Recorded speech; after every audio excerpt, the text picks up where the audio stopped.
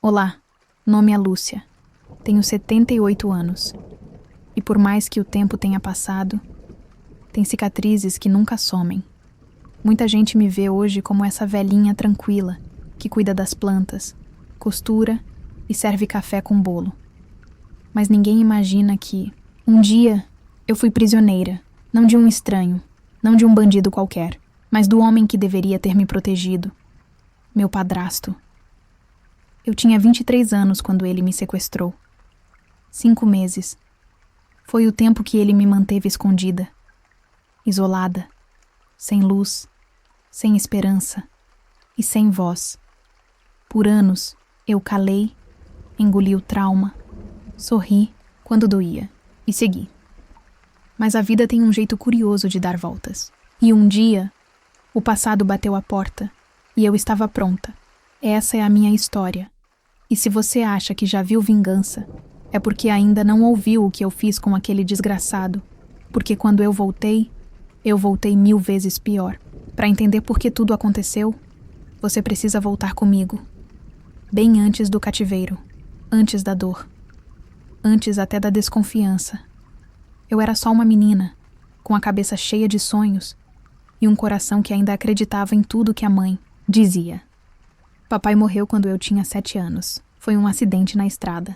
Minha mãe ficou viúva nova, com uma filha pequena nos braços e uma tristeza que parecia não passar nunca. 1 ano depois, ele apareceu. Geraldo. Era amigo de um primo distante, desses que chegam do nada, com um sorriso fácil e palavras doces. Minha mãe se agarrou nele como se ele fosse a salvação. E eu só queria ver minha mãe feliz de novo. No começo ele era gentil. Me chamava de princesa, trazia doces, fazia piadas. Mas com o tempo, ele começou a mudar. E ninguém percebia. Quando eu tinha 11 anos, ele passou a me olhar diferente. Quando fiz 14, parou de esconder. Mas naquela época, quem ia acreditar em mim? Uma adolescente contra o homem da casa? Eu aprendi a me calar, a trancar a porta, a evitar ficar sozinha com ele. Mas o mal é paciente, ele espera. E quando acha que ninguém está vendo, ele ataca. O que eu não sabia era que ele já estava planejando. Ele ia me tirar do mundo, me apagar. E ninguém ia me procurar. Porque no fundo, ninguém queria enxergar quem ele realmente era. Era uma sexta-feira. Eu lembro porque tinha acabado de sair do trabalho, toda feliz porque ia passar o fim de semana com minhas amigas. Eu tinha 23 anos, morava sozinha fazia pouco tempo, estava começando a construir a minha liberdade.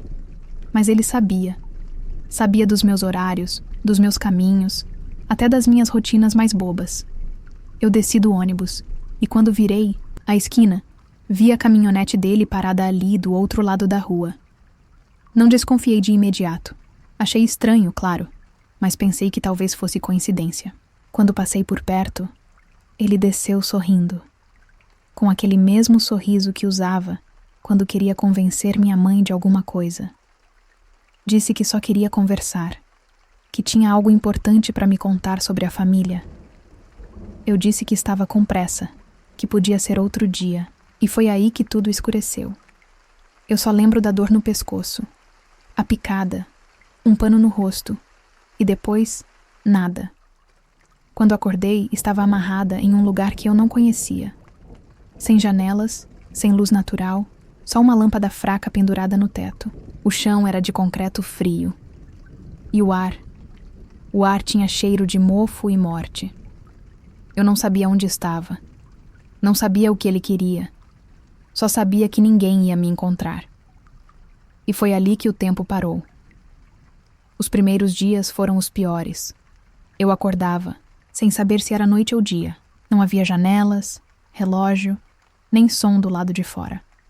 Só o silêncio. Um silêncio que grita. Ele aparecia de vez em quando, com comida fria e palavras vazias, fingindo que estava tudo bem. Dizia que era por amor, que queria me proteger do mundo, que ninguém me compreendia como ele. Era doentio. Ele achava que estava certo, que estava me fazendo um favor. E quanto mais eu tentava argumentar, mais ele sorria, como se eu fosse uma criança birrenta. Quando eu gritava, ele ria. Quando eu chorava, ele sumia por dias. E a fome começava a falar mais alto que o medo. Eu tentava contar os dias pelas visitas, pelas refeições, mas ele fazia de propósito para confundir. Às vezes aparecia 2 vezes por dia. Às vezes ficava 3 dias sem vir. Eu comecei a esquecer meu rosto, minha voz, meus planos. E isso era o que mais doía. Não era só o cativeiro, era o apagamento. Ele queria que eu desaparecesse por dentro. Que eu me tornasse um objeto. Mas eu jurei para mim mesma que se eu saísse viva dali, ele ia pagar. Ia pagar por cada segundo, com juros e com dor. Com o tempo, o medo deu lugar à observação. Eu parei de chorar, parei de implorar e comecei a escutar. Cada passo, cada pausa, cada chave que girava na porta. Geraldo achava que me tinha nas mãos que eu tinha quebrado por dentro. Mas ele não entendia que o silêncio também é uma arma. Foi no silêncio que eu percebi a rotina dele. O jeito como sempre trancava a mesma fechadura primeiro. O jeito como olhava para a luz antes de sair, como se tivesse medo que queimasse. Um dia, ele deixou cair uma chave no chão. Não percebeu. Outra vez, esqueceu de trancar uma corrente que prendia a maçaneta. Erros pequenos, mas constantes. Ele estava ficando descuidado. Talvez confiante demais. E eu sabia. Aquilo era o começo de uma brecha. Eu também comecei a falar com ele de outro jeito. Fingia calma. Fingia aceitação. Chamava ele de senhor. Perguntava como ele estava. Agradecia a comida. E ele adorava. Se alimentava daquela falsa submissão. Mas por dentro, eu estava só esperando o momento certo. Porque se ele estava errando, era porque não me temia mais. E isso para mim era tudo que eu precisava. Ele achava que tinha matado a mulher que eu era, mas só estava acordando a mulher que eu ia me tornar. Demorou semanas, talvez meses, até eu notar. Mas um dia, quando ele saiu com pressa, deixou a porta entreaberta por 2 segundos a mais do que o normal. E nesse intervalo, eu ouvi algo. Um carro passando. Um cachorro latindo. E pela primeira vez, entendi que eu não estava tão longe assim do mundo. Ele me fazia acreditar que estávamos isolados no meio do nada. Mas aquele som, aquele simples som, foi como um mapa na minha cabeça. Eu comecei a ouvir mais. Contava os passos dele quando saía, tentava identificar ruídos lá fora. Descobri que, às quartas, ele demorava mais para voltar. Que, aos domingos, ele ficava tenso, como se estivesse vigiando alguma coisa. E então, um dia, eu vi. Quando ele abriu a porta para colocar comida, eu deitei de costas fingindo febre. E no reflexo de uma peça metálica no canto da parede, eu vi uma janela, alta, pequena e coberta por uma chapa de madeira.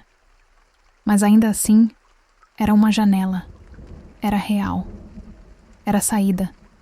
A partir dali, minha mente virou outra. Já não pensava mais se eu ia sair. Eu pensava como. Porque agora eu sabia que o mundo ainda estava lá fora. E ele, com todos os seus erros, tinha me mostrado exatamente onde atacar. Depois que vi a janela, algo em mim despertou de vez. Eu parei de contar os dias e comecei a contar as oportunidades. Cada erro dele era um degrau. Cada descuido, uma ferramenta.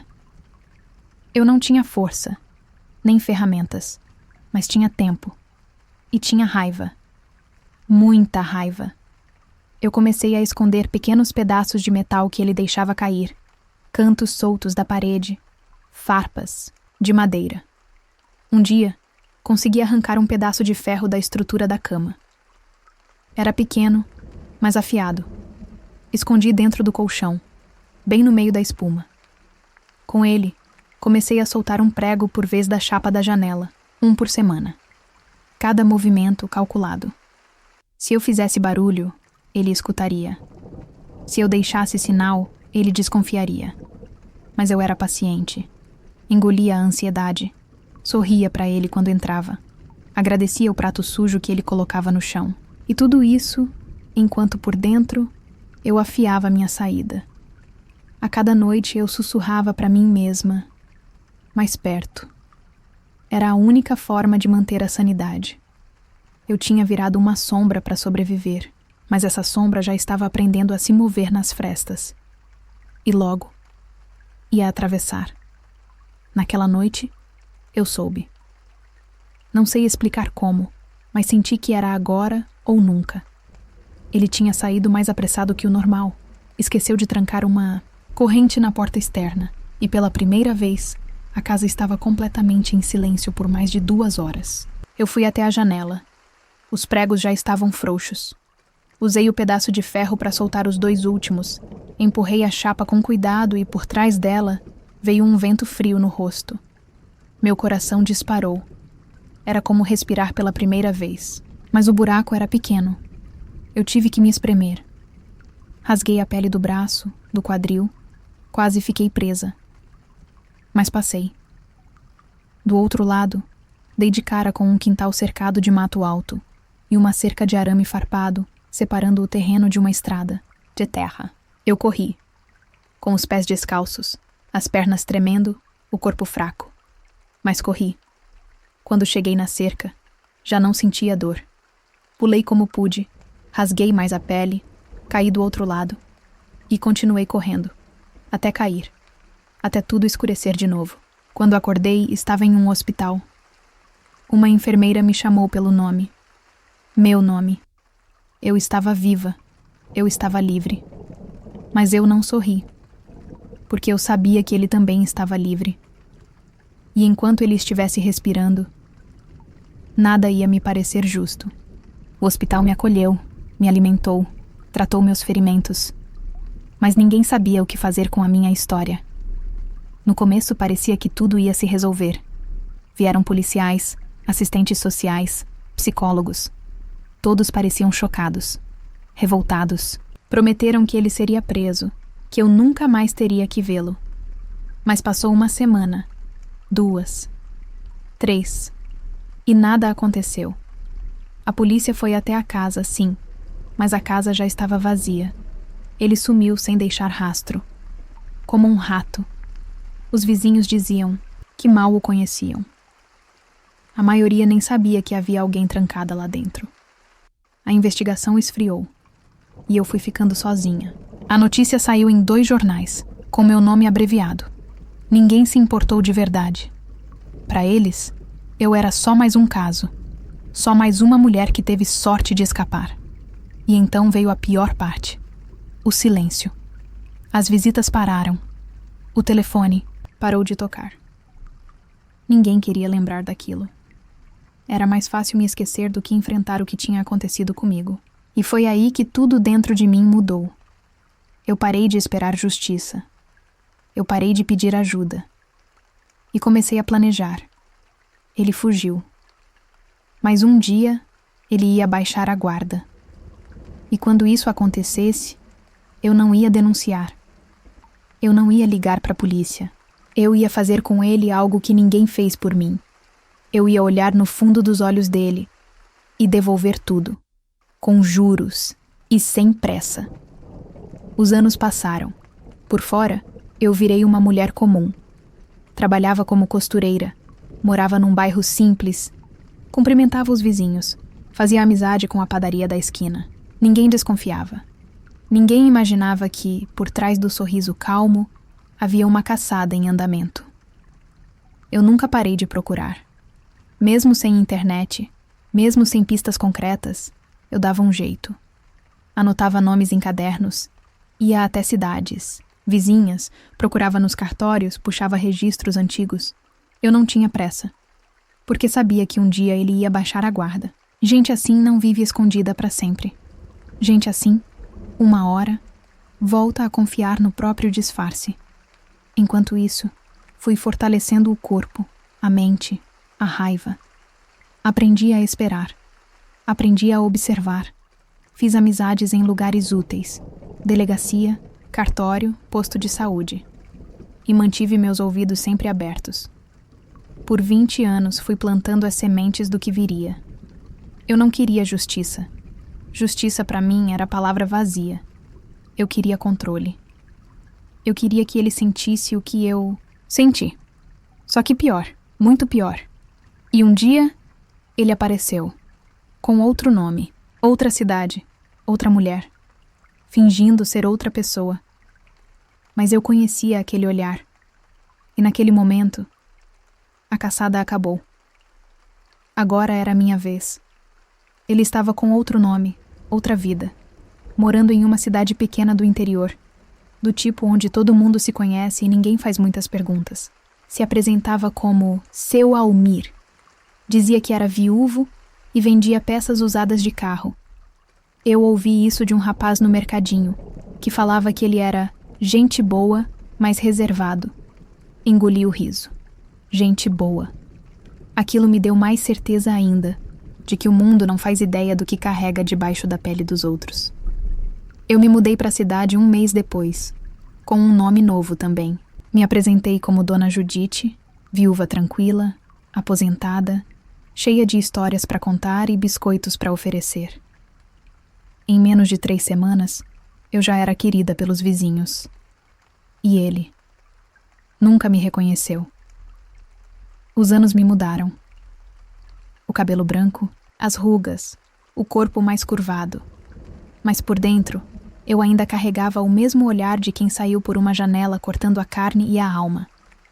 Me aproximei dele devagar. Primeiro com simpatia, depois com conversa, e então com gentileza. Uma cesta de pães aqui, uma ajuda ali. Ele começou a confiar, começou a sorrir para mim, a me convidar para tomar café.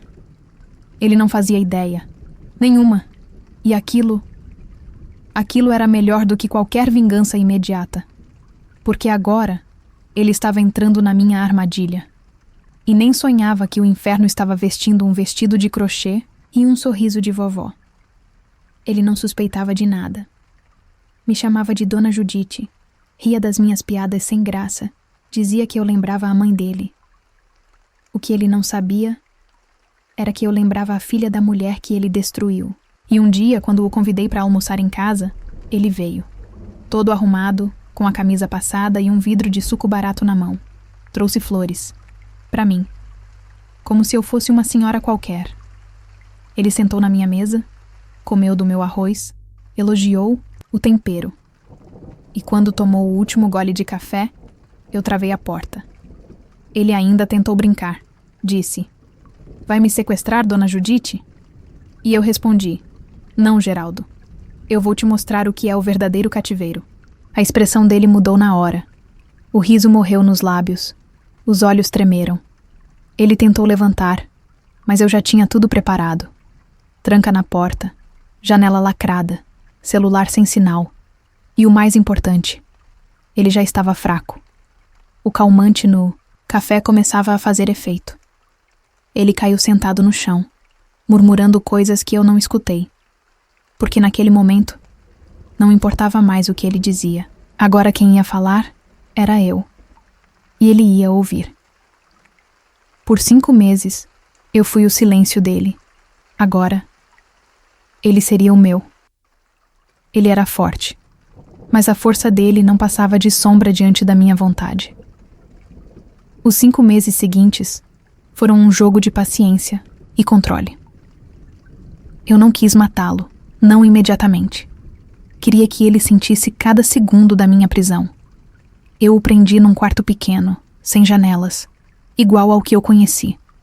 Sem luz natural, só uma lâmpada fraca pendurada no teto. O cheiro, de mofo e o silêncio pesado. Ele implorou, gritou, tentou me convencer de que era outro homem agora, que havia mudado. Eu só observava, impassível, esperando o orgulho dele se despedaçar. Eu cuidei para que ele sentisse fome, sede, frio e calor. Tudo em doses medidas, para que o tempo parecesse infinito. A cada dia, Ele olhava nos meus olhos e via a mulher que ele tentou destruir renascendo no controle da sua vida. A vingança não foi crueldade gratuita. Foi justiça feita em silêncio, lenta e precisa. Eu queria que ele se quebrasse por dentro, assim como eu me quebrei, mas que nunca se apagasse. Porque o pior castigo é saber que você vive, mas nunca é o mesmo. Quando ele finalmente aceitou, eu desliguei as luzes daquele quarto e saí. Deixei ele sozinho com o peso do que fez. E saí para a minha liberdade de verdade. Depois daqueles 5 meses, eu libertei ele. Não porque eu tivesse piedade, mas porque eu já tinha o que precisava. Ele saiu daquele quarto como um homem, quebrado, sem poder, sem orgulho, sem palavras. Ele nunca mais tentou me encontrar. Sumiu do mapa de novo, e eu tive certeza de que desta vez ele não teria para onde ir. Quanto a mim, a dor não desapareceu da noite para o dia. Vingança não apaga feridas, só fecha algumas portas. Mas eu me reencontrei. A mulher que ele quis apagar não morreu. Sobreviveu, mais forte e mais sábia. Voltei a viver do meu jeito, não do jeito que ele quis. E se um dia você escutar essa história, saiba, o poder que eu tive não veio de armas ou violência. Veio da decisão de nunca mais ser vítima. Veio da força de transformar o medo em coragem. E, por fim, de escolher o que significava liberdade, para mim. Hoje, eu conto essa história para que ninguém se esqueça. O passado pode marcar, mas a gente pode decidir o que fazer com essas marcas. Eu escolhi fazer a minha história valer. E você? Se alguém aqui estiver passando por algo parecido, saiba que você não está sozinho. Busque ajuda, lute, planeje seu caminho de volta. E se a justiça não chegar, faça a sua própria justiça, mas que seja pela sua paz, não pelo seu ódio. Porque só quem vive sabe o peso dessas histórias. E a única vingança verdadeira é a vida bem vivida, mesmo depois do pior. Eu sou Dona Lúcia, e essa foi minha história. Que ela sirva de luz para quem estiver perdido no escuro. Acredite em você. Acredite na sua força. E nunca, nunca deixe de lutar.